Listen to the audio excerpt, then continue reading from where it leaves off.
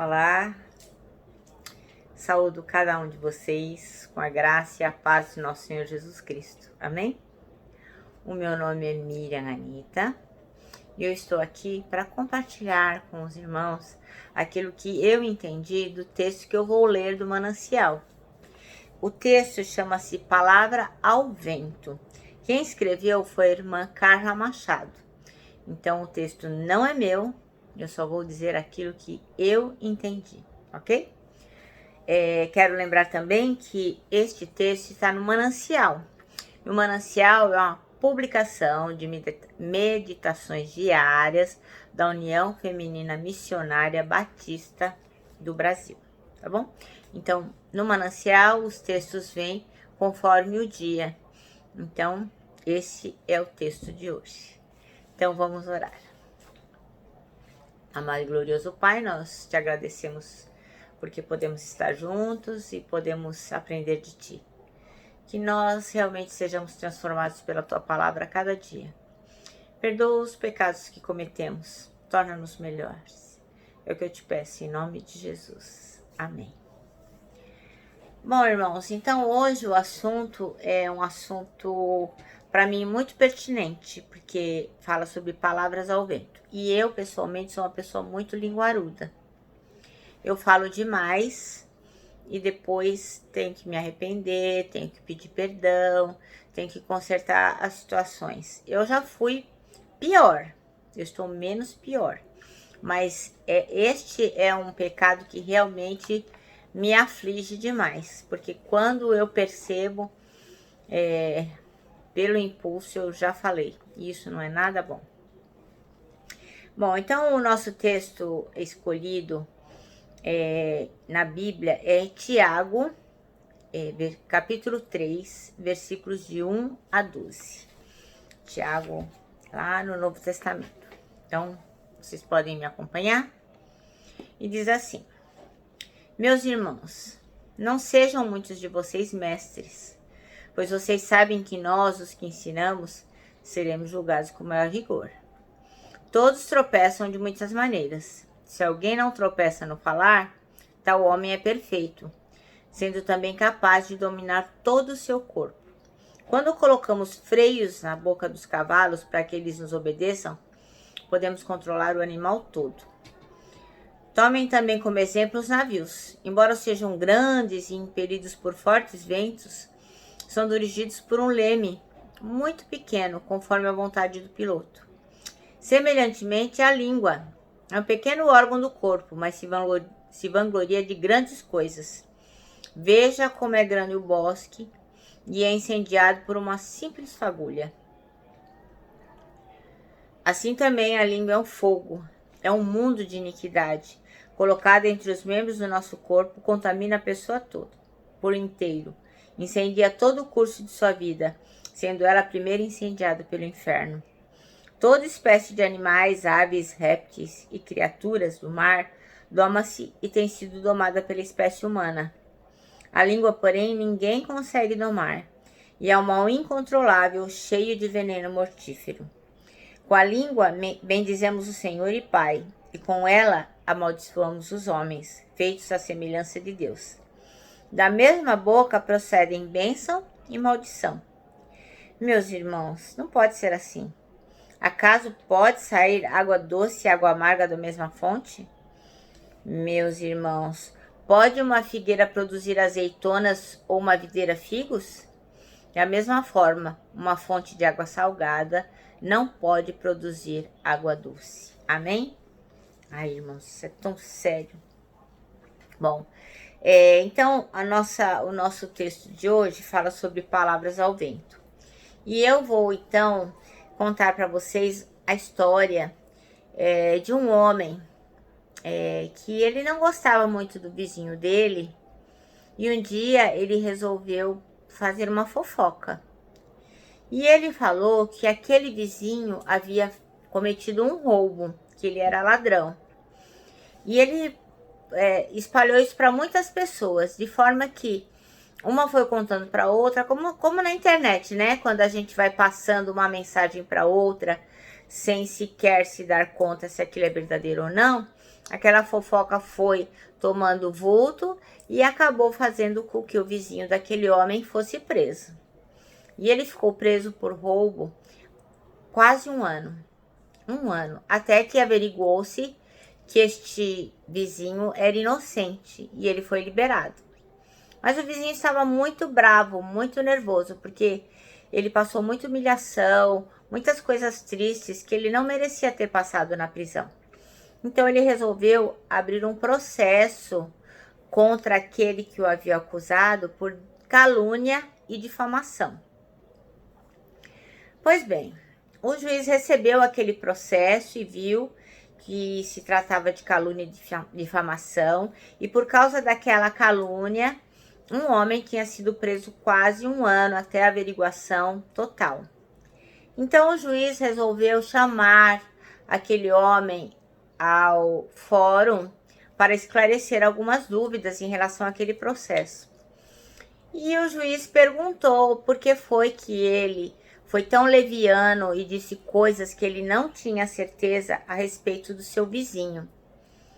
E aquele homem disse: eu não me ocorreu que poderia causar tantos problemas, porque na verdade era só um jeito de falar e ok, não era verdadeiro, mas eu não achei que pudesse causar tanto mal. Não achei que ele pudesse ser preso por causa disso. E o juiz pensou assim: preciso dar uma lição neste homem. Mas como se tratava de um crime de menor potência ofensiva, que era o crime de difamação, o juiz disse àquele homem: eu quero que o senhor se sente aí e escreva numa folha de papel tudo o que o senhor disse a respeito do seu vizinho. E aquele homem escreveu e foi falando tudo, a acusação de roubo, e como ele achou que ele tinha feito, enfim. Escreveu toda aquela acusação, toda aquela fofoca que ele havia feito. E aí entregou para o juiz. Aí o juiz leu, ele falou: muito bom. Agora eu quero que o senhor vá para sua casa hoje, rasgue este papel em inúmeras partes e vá soltando pelo caminho. E amanhã o senhor volta a falar comigo. O senhor rasgue de forma como se estivesse rasgando a bobagem que o senhor fez. Como se o senhor estivesse dando fim naquilo que o senhor fez. E assim aquele homem cumpriu o que o juiz havia determinado. Foi pelo caminho, rasgando e jogando os pedaços fora, até chegar à sua casa. No outro dia, ele se apresentou novamente ao fórum para saber qual seria a sua sentença, né? O que o juiz teria para falar para ele. E quando chegou a vez dele ser atendido, o juiz falou: olha, eu passei a noite pensando naquilo que o senhor merecia e o crime de calúnia e difamação, ele vai de 3 meses de detenção até 1 ano. Mas eu acho que eu posso lhe dar uma punição bem mais leve se o senhor fizer o que eu vou lhe pedir. Aí aquele homem falou: nossa, ufa, pode falar, senhor juiz, eu vou cumprir, eu não quero ficar preso. Falei: então, agora o senhor volta pelo mesmo caminho que o senhor foi ontem para sua casa e recolha todos os pedaços daquela denúncia que o senhor fez, onde o senhor relatava que o seu vizinho era um ladrão. Aí aquele homem disse: mas meritíssimo, como eu farei isso?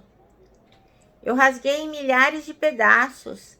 O vento já deve ter levado, já não deve estar em lugar nenhum. É impossível de juntar de novo aquele papel. Aí o juiz falou: então sente-se aqui que nós vamos começar a conversar a respeito do que o senhor fez. Então, naquele momento, o juiz passou naquele homem uma grande lição de vida. Deu-lhe um esfregão e disse: assim como o senhor não é capaz de juntar os pedaços de papel que o senhor lançou ao vento no caminho da sua casa, é da mesma forma a palavra. A palavra dita não volta nunca mais. Nunca mais ela voltará.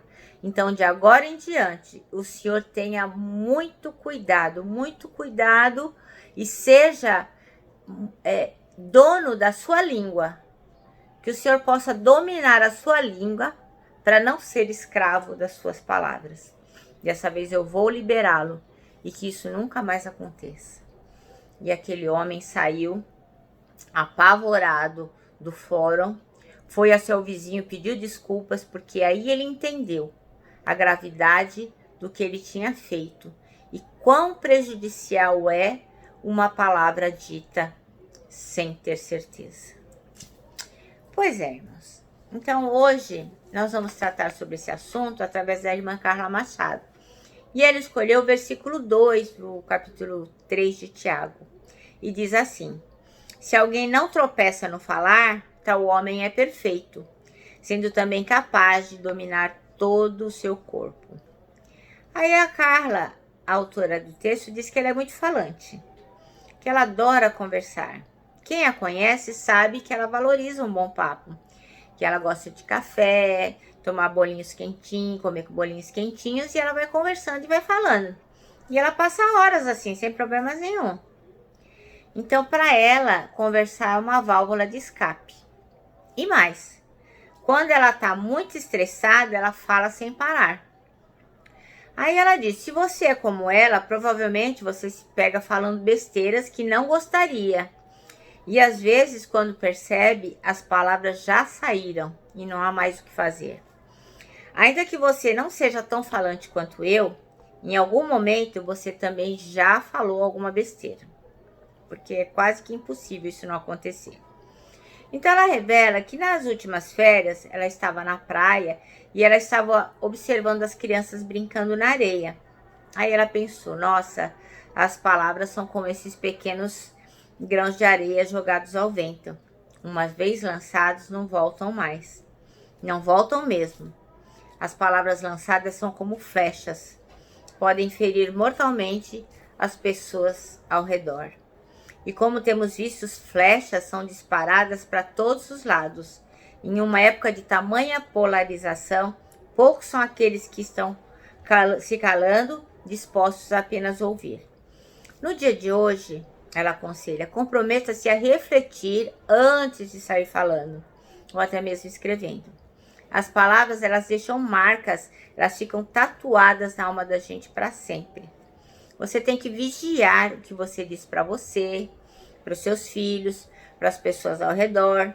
Quando você sentir que a hora não é legal para falar, não é ideal, peça um momento para refletir, então só daí você responda. E eu gostaria de acrescentar, porque eu tenho esse problema, irmãs. Assim, não é uma questão de fofoca, não. Mas, por exemplo, eu vejo uma injustiça, eu vejo uma coisa que eu não concordo, eu leio alguma coisa que eu acho que está errado, eu tenho que falar. Aí depois eu percebo que eu não deveria ter falado. Então, isso serve para teclar, para mandar mensagem no WhatsApp, para mandar vídeo, para gravar. Tudo isso é a palavra lançada, que não volta nunca mais. Então, nós temos que pedir a Deus discernimento e sabedoria para controlar a nossa língua, porque uma palavra maldita, falada de forma errada, pode destruir a vida de uma pessoa. Eu trabalho com adolescentes e eu sei como as palavras marcam a vida desses jovens. Às vezes a gente diz para um filho, você é burro, você é preguiçoso, nada do que você faz presta, parece uma tartaruga. Nada disso edifica a vida dos nossos filhos, dos nossos sobrinhos, dos nossos netos. Nós temos que estar atentos para aquilo que falamos, porque as palavras, meus irmãos, não voltam nunca mais. Então a gente pode se arrepender. Ok, o Senhor vai nos perdoar como Ele perdoa a todos aqueles que se arrependem sinceramente. Mas as marcas vão ficar. As marcas não serão apagadas, porque tudo que nós fazemos tem consequência. Tudo que nós plantamos, a gente colhe. Amém? Bom, irmãs, então eu me despeço aqui, como sempre, com um abraço super fraternal, o meu abraço de ursa. E com a palavra que eu não posso deixar de falar, que é a nossa palavra de ordem, né? Saudades!